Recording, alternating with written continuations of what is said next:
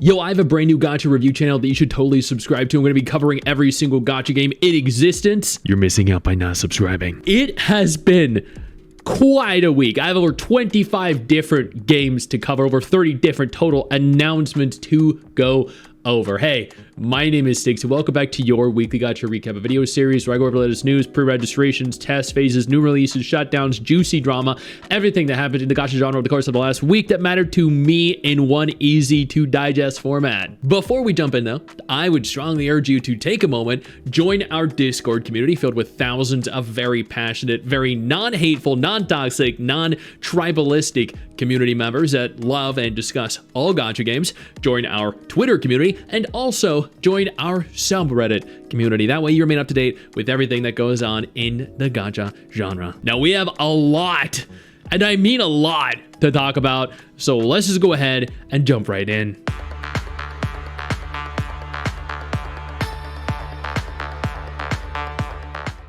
Let's go ahead here and start this off first with the gacha games that all announced in the last week that they are shutting down.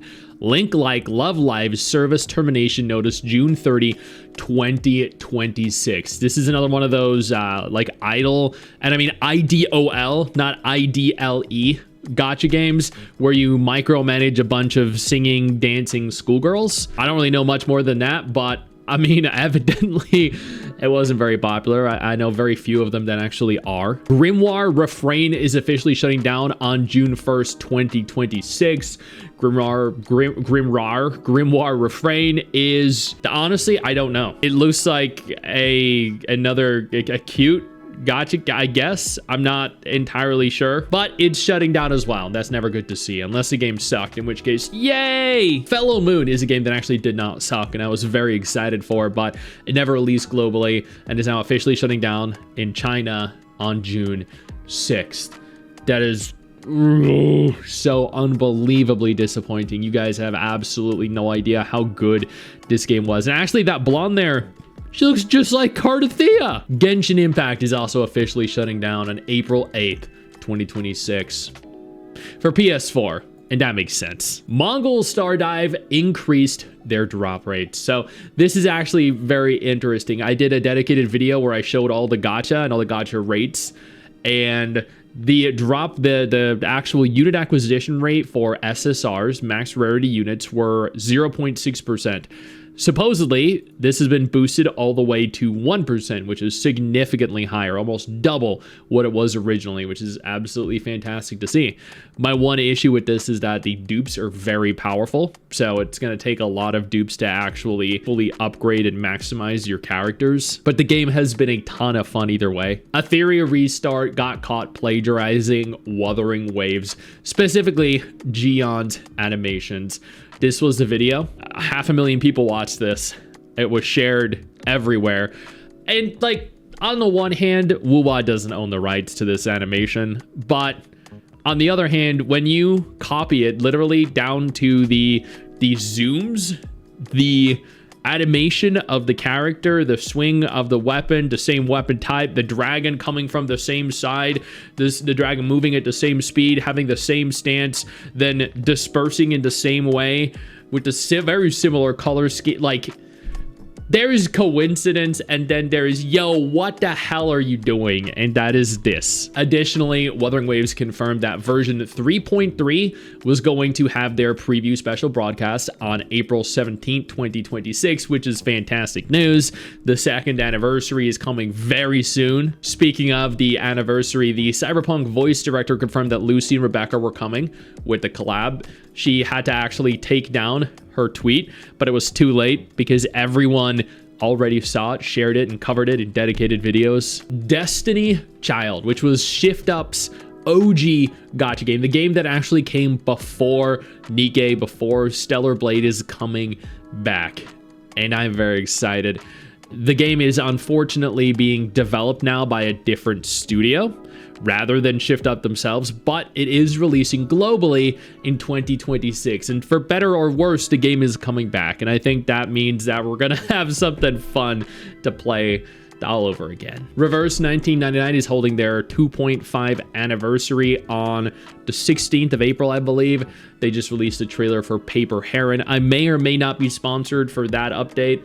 Not entirely sure, currently in negotiations, but I'm very excited to see what the update has to offer nonetheless. Nikke's 3.5 anniversary livestream was announced.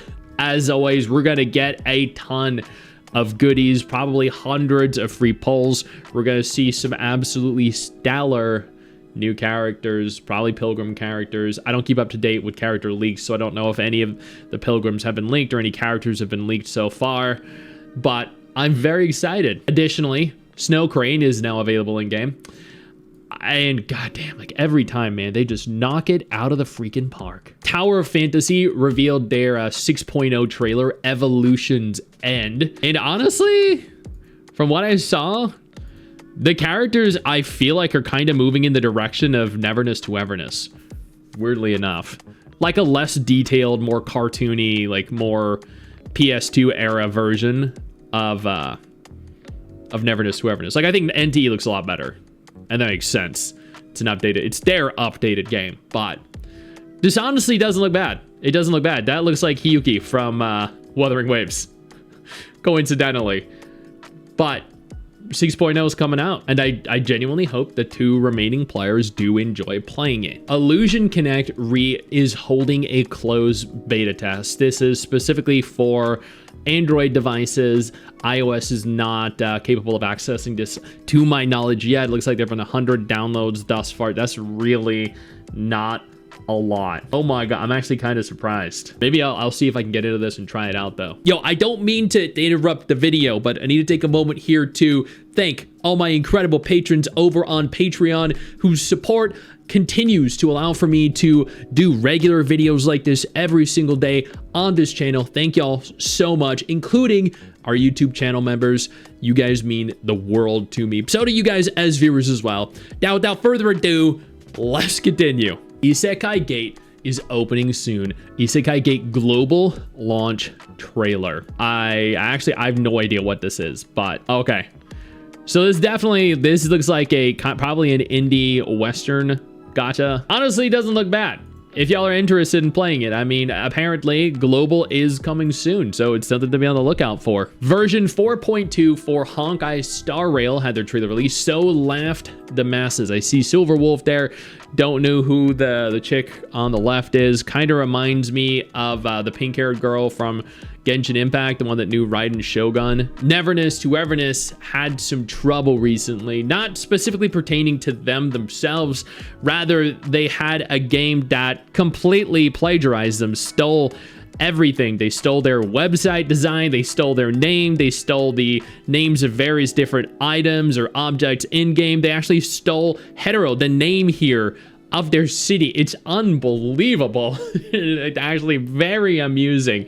NTE hasn't even released yet, and games are already freaking plagiarizing them. I mean, evidently they're off to a good start then, right? That's 2 games though that were plagiarized, 2 separate instances. Arknights Endfield revealed their new core chapter at the Wake of Spring. And god damn, was there so much to unpackage in this. The trailer looked insane like always. They teased upcoming characters. Mifu is going to be a new character, so that's that. I mean, I'm saving my character for both. I'm saving my currency for both Mifu and Zhang Fangya, which is also been confirmed as well. So we have Zhuang Fangya here, and then we have Mifu, 2 characters I'm 100% without a shadow of a doubt going to obtain. I will spend every single cent I can to obtain them. Enfield upgraded their monthly card, plus they're giving a free one away for absolutely everyone. That's actually very, very cool. I love when companies give away free stuff to players. And new Enfield Gacha banner type similar to OG Arknights will be available a week before the Thunder of Renewal chartered headhunting ends. If I understood this correctly, you are guaranteed one of the characters here in the banner, which I guess if you're trying to get Levitain, or if you missed Ardelia, or want a dupe of Ardelia, or you prefer Poggy or Gilberta, then here's your opportunity to. HeavenHells just released a little over a month ago, and they're already shutting down. Not only are they shutting down, but the entire company that developed the game is filing for bankruptcy, which is absolutely mind-blowing. But what is actually diabolical here is that because they are filing for bankruptcy, they don't actually have to refund players, and instead players individually are going to have to take it up with the Google Play Store, the App Store, or whoever they can find. That right there, as I noted, is fucking diabolical. This isn't really a gacha game, but I do want to point out that we do have 10 Loftia closed beta keys to give away for absolutely anyone that is interested in the game. My wife, Mrs. Stix, actually made the giveaway over on her Twitter. It's right here if you're interested. Very easy to win. All you need to do is click the link. OG Arknights is not only dropping their Retracing Your Steps event on the 14th, but they also released patch notes for it for anyone interested. ALLfiring is a brand new upcoming gacha game. They finally released the official trailer. They finally released the official website. I'm going to go deeper into all of this probably over on stream in the next few days because it does launch. Well, I'm not going to go into specifics, but let's just say it's going to launch soon. Pre-registration for Racing Master is now officially live. Okay, yeah, so that's not something I'm at all interested in. Looks like only 17,000 views and 200 likes. But, I mean, if you guys are, then here you go. A brand new gacha game is on the horizon, releasing next month. Neo Artifact. And it was brought to my attention that it is not going to be very well received globally. Not at all. On the contrary, they are making so many horrible changes to the global version that this game is going to be dead on arrival. They are absolutely gutting the acquisition rate of individual SSR characters. They're gutting the pity system. They're gutting the soft pity system. I mean, they've introduced a 50-50 into the game when there was not a 50-50 present in the Chinese version. Like, these guys are actually genuinely moronic beyond understanding or fathoming. But you know what? That just means that, well, you guys should check out the video I did on it specifically, but that just means ultimately this is a game that we're going to avoid. The new Nekopara Sekai Connect gacha game is about to release, and Alarmed Platform here went and showed all of the different characters that are going to be available. Some of them look fantastic. Some of them don't, like this guy here, Natsu. Natsu, I don't know why he padded his shirt, but he looks very unusual. All the other characters, though, look absolutely fantastic. Like, we have Sorbet over here, 10 out of 10. We have Sakura over here. She looks phenomenal. We have Yuzuha over here. She looks absolutely fantastic. We have Marmelo over here, who looks just 10 out of 10. Incredible. We have Rin over here. She also looks very good. So there are a lot of great looking characters. We also have Akdot, who looks fantastic. We have Palmyra, who looks insane. We also have Lamud, who looks genuinely unbelievably good. And again, we have Natsu, who is, for whatever reason, just chilling over here. I mean, maybe he likes playing dress up and hanging with all the girls. I don't know. Star Sailors is officially releasing globally after having released non-globally previously, like a month ago, and been in maintenance, I think, for the vast majority of its existence. But it's now launching, so it's going to be interesting for anyone that wants to play the game. And finally, Chaos Zero Nightmare devs confirmed in their live stream that there are going to be no male characters in the near future, but if players want to, if enough of them voice their discontent or their want for more male characters, they might consider it. So make of that what you will. If you're a Chaos Zero Nightmare fan and you like male characters, then you're in for a shock. But if you don't care about male characters, I don't personally. I think I'm fine having male characters in the story. I'm also fine having male characters released in the game. It just means that I'll be able to save for that patch because I'm not going to spend on them. But I'm more than happy having male characters because then it appeals to people that like them. And more people playing the game means more revenue overall for the developers themselves, which means a better quality game because they can invest more money into producing something better. But I'm also perfectly fine if they choose to go full female cast of characters. Not at all an issue. My favorite gacha game is, after all, Nikke. One of my other favorite gacha games used to be Girls Frontline 2, which was also all female. So I'm totally fine with it. And that is everything that happened in the gacha genre over the course of last week that mattered to me, Papa Stix. You're all up to date now. You're welcome. I know you think that you just hit the end of the video, and technically, yeah, you have. And I know your first reaction is to close out of it at this juncture, but don't. No, instead, I urge you to take a moment here and click one of the videos on screen that are coming up in just a moment so you remain up to date with everything going on in the gacha genre. Trust me, you're not going to regret doing so. Stay flaccid.